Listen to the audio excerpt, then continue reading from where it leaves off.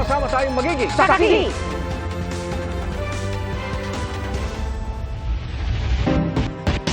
Hinimok ng isang senador si Bamban Mayor Alice Guo na ilabas na ang kanyang mga nalalaman sa mga nasa likod ng mga iligal na pogo. Ayon naman sa isang kongresista, ang mga isisiwalat ni Guo, wala dapat na anumang kapalit. Saksi, si Sandra Aguinaldo. Torture, human trafficking at iba pa. Sa gitna ng iba't ibang krimen na iniuugnay sa mga pogo, nagpulong sina Chinese Ambassador Wang Xilian at Executive Secretary at Presidential Anti-Organized Crime Commission Chairman Lucas Bersamin.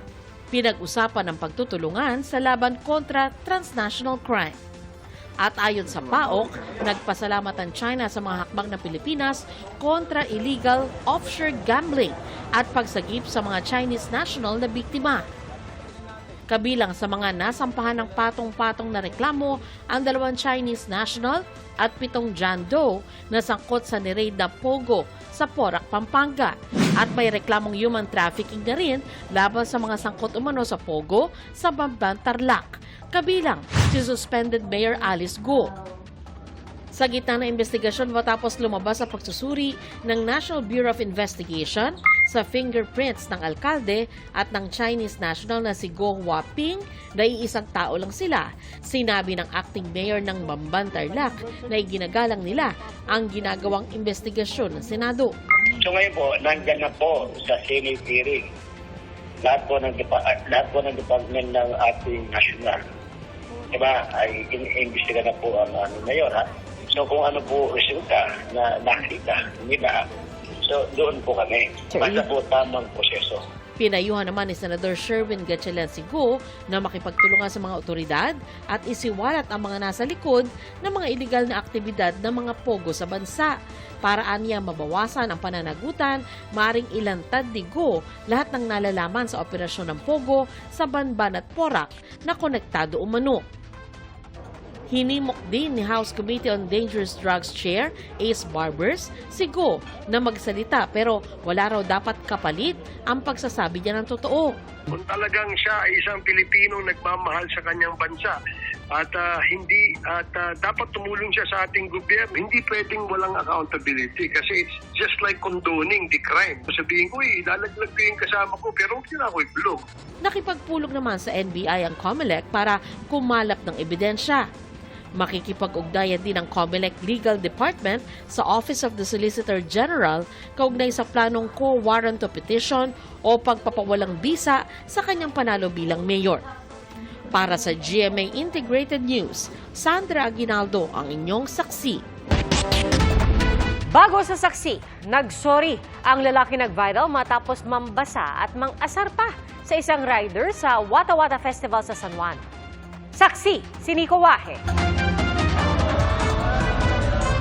Ilang araw ng laman ng social media ang lalaking ito dahil sa ginawa niyang pambabasa sa isang rider gamit ng isang water gun na tila nang aasar pa sa gitna ng Wata Wata Festival sa San Juan. Pinahanap pa nga siya ni Mayor Francis Zamora sa kapitan ng kanilang barangay.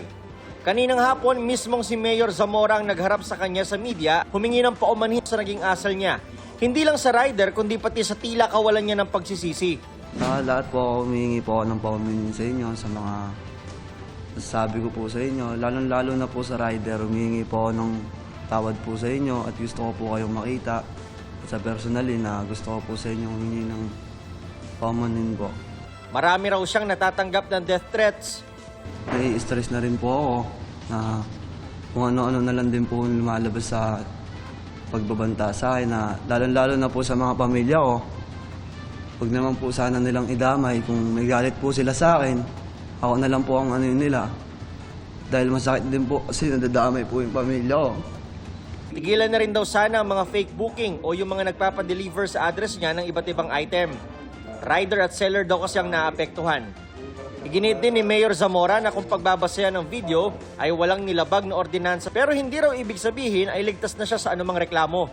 Kung sakaling yung rider na binasa niya, nasira ang cellphone o di kaya ang laptop, pwede siyang kasuhan ng reckless imprudence resulting to damage to property. Pero depende ngayon yan kung yung rider na ito ay pupunta dito upang mag-file ng complaint. Muli ring nanawagan si Zamora sa lahat ng naapektuhan ng basaan na dumulog sa City Hall para makapagsampa ng reklamo. Aamyendahan rin daw ng lokal na pamahalaan ang ordinansa kaugnay sa Wata Wata Festival. Para sa GMA Integrated News, Nico Wahe, ang inyong saksi. Bago sa saksi, umabot na sa mahigit 4,000 ang mga balikbayan box na hindi pa nakiklaim mula noong huling bahagi ng 2023 ayon sa Bureau of Customs. Pinag-aaralan na ng Customs at iba pang ahensya ang mga pwedeng gawin para maiwasan ang pag-aabandona sa mga balikbayan box. Saksi, si Darlene Kai. Ang pagpapadala ng balikbayan box, paraan ng OFWs para pasayahin ang pamilya sa Pilipinas. Si Jennifer na OFW sa Kuwait, dugot pawis daw ang binubuno para mapuno ang bawat box. Kaya excited siyang ipadala ang 3 balikbayan boxes noong nakaraang taon. Kasi malayo kami dito, malayo kami sa pamilya namin. Kaya yan lang naman yung gusto lang namin na binibigay namin yung ano gusto namin, nakikita namin dito, nabibili namin, ipapadala namin doon sa Pinas. Yun nga lang, mag-iisang taon na, hindi pa dumarating ang mga box na pinadala niya. Kwento ni Jennifer, may lumapit daw sa kanya para mag-alok ng murang pagpapadala. Pero matapos daw niyang ibigay ang mga kahon, wala na raw siyang balita sa mga ito. Hirap talaga, ma'am. Totoo lang. Mahihirapan kami hanggang ngayon. 10 months, mag-11 months na nga. Hindi na pa Mag-July na, o mag-11 months na, July. 11 months na ngayon. Grabe talaga, hindi namin mahanap. Tapos yung nasa loob, mga nasisira na yun. Mga chocolate, mga pagkain, nasisira na doon sa loob. Tapos, may mga excited kaya kami sa tutulang. May papadala kami sa pamilya namin. Nasa Bureau of Customs na ang mga detalye ng padala ni Jennifer. Pero hindi nag-iisa si Jennifer. Daan-daang OFWs na raw ang nakararanas na hindi nakakarating ang mga pinadala sa kani-kanilang mga pamilya. Dito sa warehouse ng Portnet Logistics CFS sa Old Panadero Street sa Santa Ana, Maynila, pansamantalang iniimbak ang unclaimed balikbayan boxes. Sa anunsyo kamakailan ng Bureau of Customs, pwede nang i-claim ang mahigit 770 unclaimed balikbayan boxes dito. Lahat galing sa Kuwait. Marami na rin nakuha na matapos i-trace at i-contact ng BOC. Ngayon, 290 boxes na lang ang natitira. Pero may mahigit 4,000 unclaimed balikbayan boxes pa raw na dumating noong huling bahagi ng 2023 ang ipoproseso para mahanap ang mga may-ari. Bakit nga ba ito nangyayari? Sabi ng BOC, hindi maayos ang usapan ng consolidator o kumpanyang tumatanggap ng boxes abroad at di-consolidator na tatanggap naman dito sa Pilipinas. Ang nangyayari, yung nakakontrata dito, either they don't know that they were contracted, o parang wala naman silang formal na usapan doon nung sinasabing kausap din sa ibang bansa, o hindi sila nababayaran. So nangyayari ngayon, yung mga balikbayan boxes na to na-abandon at hindi na-deliver sa mga OFW. 2015 pa raw ito nangyayari, pero dumami raw ang insidente noong nakaraang taon. At least doon sa nare-report sa aming mga insidente, ang nakikita naming butas yung contractual relation nung kumpanya kung saan to pinapadala doon sa bansa kung nasaan nagtatrabaho yung ating mga OFW. Maaari raw masampahan ng reklamong estafa at paglabag sa Tariff and Customs Code ang mga nagpapabaya o nag-aabandona sa balikbayan boxes. Pinag-aaralan na rin daw ng BOC, DMW at iba pang ahensya ng gobyerno ang mga hakbang na pwedeng gawin para maiwasan ang pag-aabandona sa mga balikbayan box. Maglalabas nga kami ng bagong regulation dito, no? We're treating this already, this kind of business dahil nga ang gumagamit naman ito mga OFWs natin.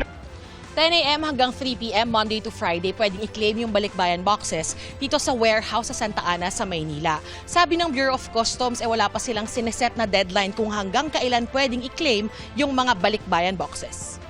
Paglilinaw ng BOC, hindi totoo na ibebenta o isusubasta nila ang balikbayan boxes na hindi nakukuha.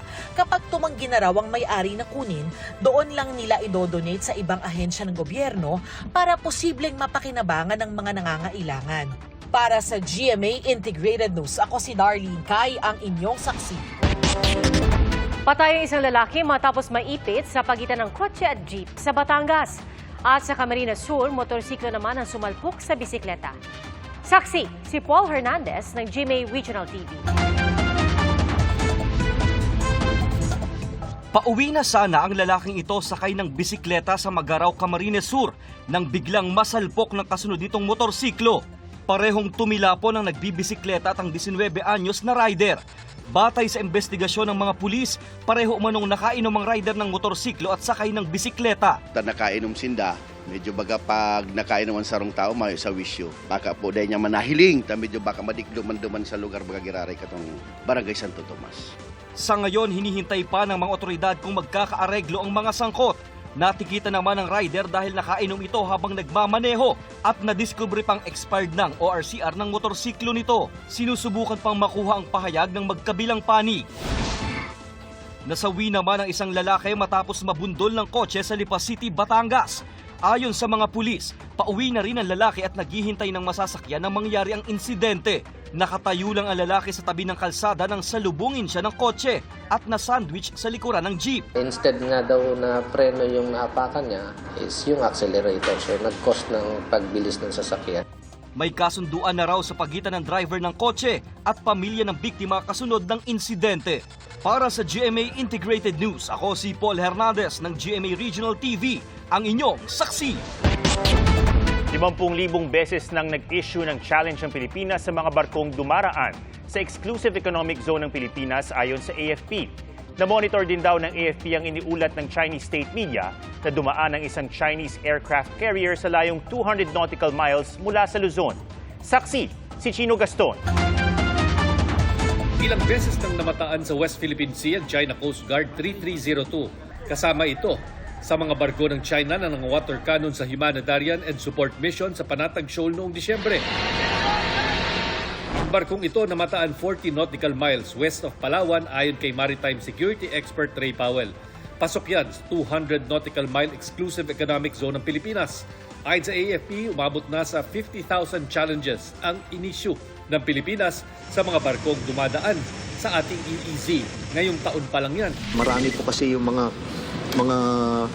international maritime highway na tinatawag natin na talagang daanan po ng mga barko, not just mga maritime and commercial ships but even warships. Na-monitor din daw ng AFP ang pagdaan ng aircraft carrier ng China na ayon sa Chinese state media na Global Times ay napadaan 200 nautical miles mula sa Luzon.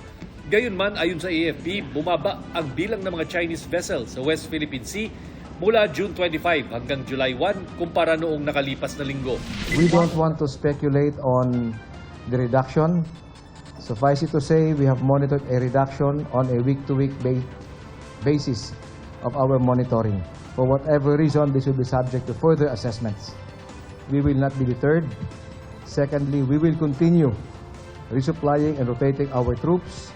Thirdly, this is the mandate of the armed forces, guided by higher pronouncements from the government and the Department of National Defense. Western Command is doing the appropriate planning. Itinanggi rin ng AFP ang sinasabi sa isang ulat ng Global Times na nagdadala ng construction materials ng PCG sa Escoda Shoal. Sabi ng Chinese state media, indikasyon daw ito na balak magtayo roon ng maritime base ang Pilipinas para suportahan ang BRP Sierra Madre sa Ayungin Shoal. Knowing the background of Global Times, be careful. So just seeking your reaction. It's their narrative. The Philippine Navy, the Philippine Coast Guard, BFAR, and all other government instrumentalities have to ensure that our territory is intact, our sovereignty and sovereign rights are protected. This will mean increased presence, this will mean increased maritime and air patrols, this will mean stationing ships longer than necessary. Pinawi rin ng AFP ang mga pangambang baka magkaroon ng gyera kapag pinilit ng Pilipinas ang mga resupply mission sa Ayungin. Ipagpapatuloy ng AFP ang resupply sa Ayungin sa kabila ng nangyari kung saan naputulan ng hinlalaki ang isang sundalo. Hindi po magkakagera. No? Hindi po magkakagera. Dahil ginagamit po natin lahat ng instruments of national power. Nang sa gayon ay maiwasan po natin yung gera. Ayaw po natin magkagera. Para sa GMA Integrated News, Chino Gaston ang inyong saksi. Mga kapuso, sama-sama tayong maging saksi. Mag-subscribe sa GMA Integrated News sa YouTube at para sa mga kapuso abroad, samahan niyo kami sa GMA Pinoy TV at sa www.gmanews.tv.